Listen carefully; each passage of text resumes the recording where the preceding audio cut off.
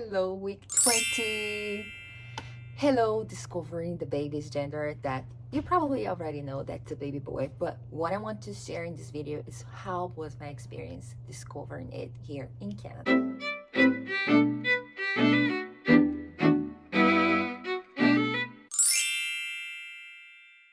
Let's talk about the anatomy scan. How was it here in Canada? How was booking it and everything else? So starting with the booking process, my family doctor, the one that has been my OB, she gave me the paper to go between week 18 and 22.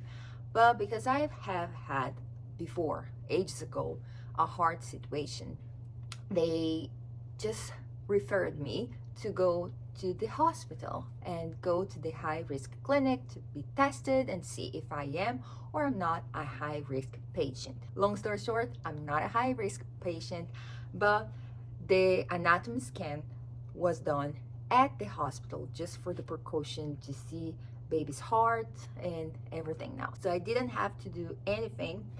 They booked for me at the hospital and they called me saying, the date is this, can you come? And it was something like that. I don't know if you know, but at least in Toronto, where I am right now, and some other friends, they also shared the same experience. I go to the room by myself. Kyle, my partner, my husband, he can only go at the end of the appointment to know the baby's gender. I spent 1 hour and a half just by myself. It was a long exam and it's done by a technician. At the end, you talk to a doctor. So I think it's a little bit different from other parts of the world and even from other parts of Canada, because when I shared this on my social media, people were like, what? How so? My husband was with me the entire time. But no, Kai wasn't with me. So I was by myself, I was laid down, and the technician was like, searching things on my belly and pressuring. It was uncomfortable. It was a bit painful, and I thought my belly would be purplish, bruised because of the strength she was using, but it had gel and everything else. And our baby moved backwards, which means that she tried everything to make a turn. For example, she put me inclined like down, upside down almost, for 10-15-ish minutes, and she told me like, if it's so uncomfortable, if the blood goes to your head and you cannot take it anymore, just let me know. And there was one time, I think after 10 minutes being, inclined, my head was like down. I was like, it's too much, please. Can I go back to the normal position? So she put me back to the normal position and I was like, now I can breathe. And baby did not move. And she was like shaking like this, my belly in different positions. And she was like, move, babe, move. And the baby didn't move. She asked me to be on my side and cough, like, but it wasn't enough. So she was like, harder, please. And it's like, pretending to cough. But no, it didn't help the baby to turn. And then she was like, go pee pee and then come back. I did, but the baby didn't turn. But she was able to capture like his mouth, some other details, and everything. It's fine. But until this moment, I didn't know if it was a baby boy or a baby girl. Every time she spoke to me, she was saying, the baby's not moving, the baby, not saying he or she, right? I really thought it was a baby girl just because I'm feeling these nauseous and I have other symptoms that usually people say that it's a baby girl. But then Kai was pretty sure, and he never changed about the idea that it was a baby boy. So when the time came, like at the very end of the hour and a half that I was there, she was like, okay, now I will reveal the baby's gender. However, be aware that it's not 100% accurate. And I was like, how so? But yeah, she's a technician, so she cannot say things for sure. Only doctors can say. And I was like, okay. So when she showed it between the legs, right? She said, you see this volume here between the legs. So it's an indication that it may be a baby boy. I was like in shock. Before that, she showed it like very quickly, baby's hands, baby's nails, baby's feet, baby's head.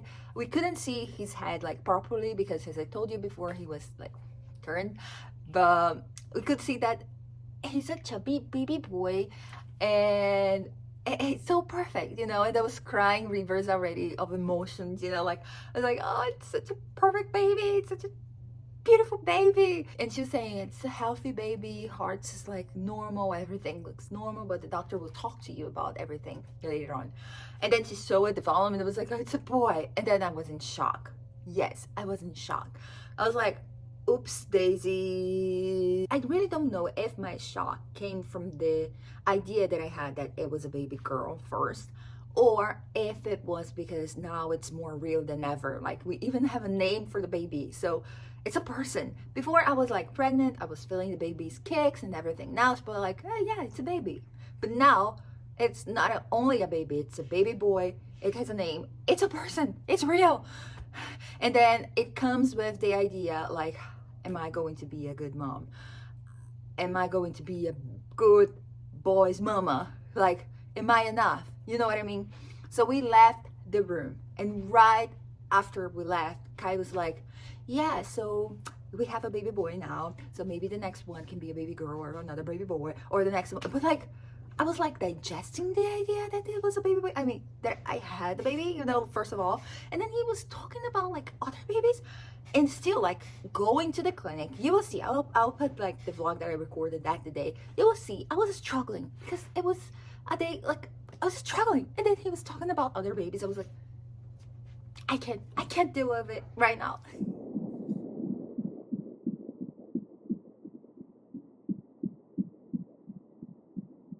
Today is the so much waited day to meet our baby and have the anatomic ultrasound and check the baby's gender. And since last night, I'm not feeling well, like at all. Like my stomach, you know, like I'm being sick.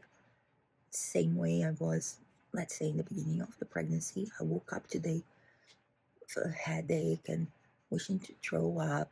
And I had my medicine, 4 of them yesterday. Today I already took 1, and I ate my breakfast. After finishing my breakfast, I ate just 2 toasts with cheese spread, and I had some fruits in line, you know, some yogurt. I had some, and my vitamins. I didn't take it yet because I was like, I can't risk it. And I'm here like, you know, like it came up twice. It was like, please, please, please stay. It's, you know, when it starts like, I was planning to be very productive. I was going to take a shower when everything started, and I felt a bit dizzy, so I had to lay down here. I had so many things on my list before the exam. Well, let's listen to our body and relax a little bit and see what I can do, if I can do something. Team boy or girl? Boy. Team girl. I am here in the survival mode, guys. Not feeling well at all, but going.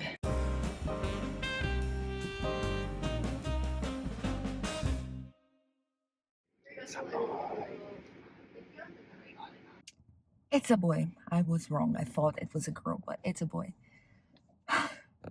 Yeah, I got better, and I got in a tricky situation as well because this high-risk doctor, after the anatomic scan, that by the way was painful, and the baby was turning back, so they wanted to see the face of the baby. But anyway, it was painful, and the doctor, we fell in love for each other. And she said, do you want to be with me, the high-risk doctor, right? Yeah. So we are now in doubt if we should stay with her or with our family doctor. That's amazing.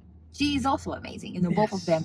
And they said, you put me in a tricky situation. What should I do? And even her, she was like, I don't know. Should we share you or something like that? So we're seeing the options. But back to the ultrasound. Baby is a little bit above average. We saw hands, we saw feet. Every single thing is perfect. And I'm not ready yet, babe. I don't have my seatbelt. Anyway, I gotta go. Bye. Did you see it? Yes, we are having baby Tobias. In Portuguese, we will call him Tobias, which means the goodness of God. After so many, you know, years, and like especially from last year to this year, that We have had this surgery to remove half of my fallopian tube. It was devastating and it shook me inside out, right? About the fertility and about everything else. And a year later, God showed his goodness to us. And now we're having baby Tobias. And yeah, it's God's goodness to us proven. And I can't wait to meet his face. But let me tell you about talking to the doctor, right? Because we have a doctor's battle, kind of. After that moment you just saw, for us waiting in the waiting section, the doctor came to talk to us. So she is very nice. We felt in love with her because she's kind, she's very energetic, she's so much alike us, you know, in a way. She was sharing the image and she was going through all of them, and she was like, you know what you're having, right? And they said, yeah, it's a baby boy. And she's like, congratulations, yes, it's a baby boy. It's a big baby boy, by the way. She said it's a little bit bigger than the average, but nothing major, but like he's a big boy. And she told us like, yeah, definitely you're not a high risk patient, but I would like to keep seeing you. And I was like, I would love to see you too, but I have my family doctor, so how do we do that? And she said, do you want to be with me? But she's at the hospital, right? First of all, I thought she was only seeing high-risk patients, but she said that she sees no-risk patients like me.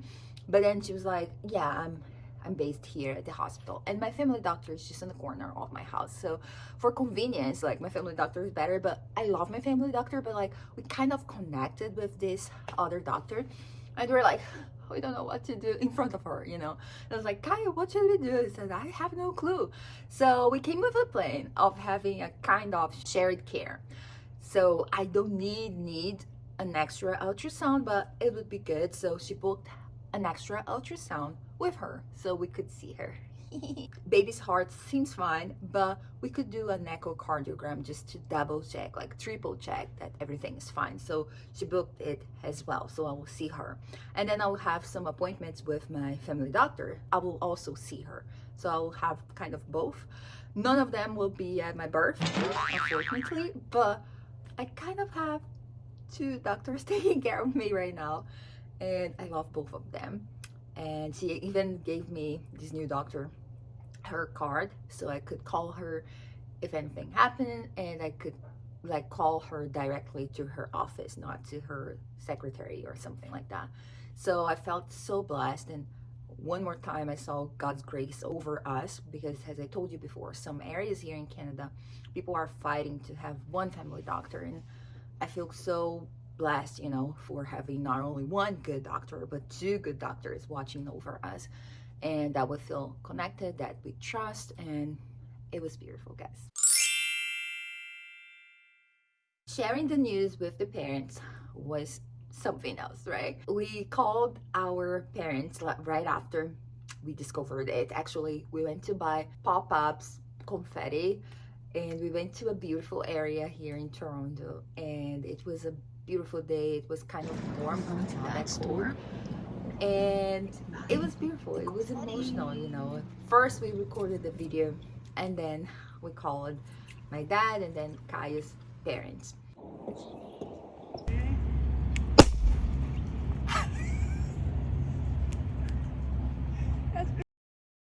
When I called my dad, I showed like the confetti on the ground, and my dad, it was so funny. He was like, what is this? What is this pollution in Canada? By the way, the confetti we bought is bio-friendly, so it dissolves when it rains, so we didn't damage nature. But my dad, when we showed the confetti, he was like, who did it? You know, pollution around this beautiful area. I was like, it's a blue pollution, Dad? Hello? Hi? He was like, I don't get it. I was like, Dad, it is confetti. We just came from the ultrasound. It's a baby boy. He was like, oh, I'm so happy. Yeah, if it was a baby girl or a baby boy, it didn't matter to me, but I'm glad that's a baby boy. It's a baby Tobias, la, la, la, la. And Kai's parents, they were over the moon. We didn't do the same thing, like showing the pollution. We just shared the news right away at the video call, and it was good. And then we shared with our brothers and family and friends that it was a baby boy. Everyone around the world, I think, knows about baby Tobias by now, I think. So we are traveling. You can see some luggage here behind me because we are going today to Brazil. Yes, and we will have a get together there. I bought some balloons and I thought of the green theme for this get together. It didn't go the way that I wanted. Caio and I, we wanted something simple, but it escalated a little bit with, family getting involved and so excited about it all. And I'm still, as I told you, with the nausea and not feeling well sometimes. So I'm not sure how this get together will be, because before, like, I was sure that having a small thing with my friends, but like, it's just hot dogs, guys. It's very informal, like, no, I'm not feeling well, I gotta go. It was easier than like having a big event, but one day at a time. Let's see how things goes. And yeah, we'll have this for baby Tobias in Brazil.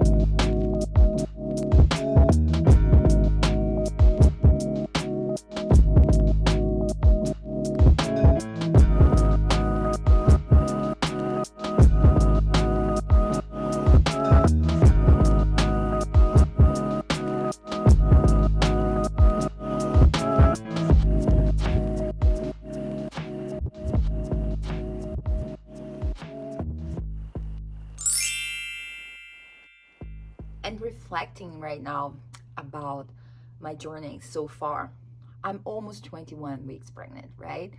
And so far, I have had so many blessings. I keep on sharing with you every single one of them. No secrets here. These videos are very raw. But like, I can't deny the struggle that I have been having, especially about this nausea, right? I'm not feeling well and he's laughing at me. He's having the blast. I'm laughing because she's making fun things. She's No, making little jokes, and she's like what? She's acting. She's acting, not Oh, like in like, a bad way. Yeah, like that. She's doing stuff like that. I want to punch You him. see, she's even laughing herself. So why can I laugh? Of course I can laugh. He can't, right? He can't. So it's like, I'll throw up, sing something like that. And for him, this is funny. Yeah. Yes, it is. And if I had another baby on the back, it would be laughing as well. Which baby? Like if I had a second son, Oh, he would be laughing as well. let's not talk about it. Okay. No, I'm not like feeling well. Okay, Jeez. okay. Now he wants 4 kids. No, just 2. 2 more. No, just 1 more. I really think that I have Hyperemesis Gravidarum, and even though I don't have it, like, it doesn't make a difference. So coming back from Brazil, we will do the test. My doctor is kind of aware of this and she wants to investigate if I have it or not.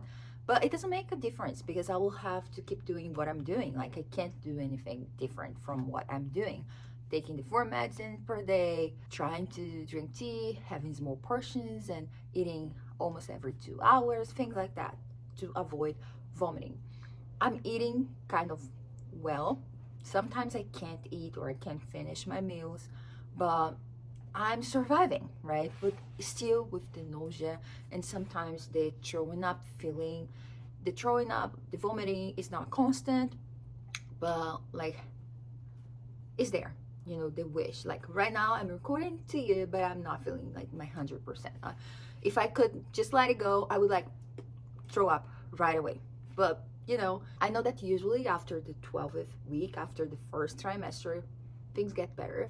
But for me, I'm almost on my 3rd trimester and I'm still like that. So again, sharing on my social media, I received so many good feedbacks and women sharing that this happened to them as well. And I think it was a safe space, and here I want it to be a safe space as well, to say it's okay to not be okay, you know, and it's okay to feel like that. So many women, they shared with me that people came to them in a hard way, in a harsh way, saying things like, You know, pregnancy is not a sickness. and it is not a disease, but it brings sometimes some symptoms, so to some people, you know. And when you are affected, you feel bad for not feeling well or not feel like the other pregnant women. So I see sometimes on the internet people very active being pregnant, right? Being pregnant and very active, being pregnant and very glamorous, being pregnant and exercising, being pregnant and I don't know, just living a normal life or even not feeling a thing, right? But this is not my case, and I know that it's not like so many women's case, and that's okay, right? I'm trying my best to dress up because it's something I like, right? I'm doing my best to keep active when I can. I go for walks. I'm not like exercising because even if it's a light way, you know, the wish to throw up, it's like very intense and I can't deal with that. I've been feeling so many headaches like daily, but only we know the struggles we face, right? So it's good to respect our bodies. Before I was very energetic, electric, and active. Now, sometimes I just can't. And that's okay, it's just a phase, and baby Tobias has been knitted inside of me. I think the lesson we can learn from it all is that sometimes we just can't have control, right, of the situation. So just go with the flow, trust in the Lord, and keep on going. Next, you'll see us in Brazil. I will try to share with you the foods we will be eating there, the place we've been going. We will try to have a baby moon. Woo, very romantic. I hope I have packed enough, because when I saw what I packed, I was like, isn't it too little? It was hard packing because the dress that I wore last week doesn't fit me anymore this week. So let's see. Baby Tobias is growing, and I can't wait to share everything with you. Thanks for watching and being here with me. I really appreciate you, and see you on our next videos and vlogs. Bye.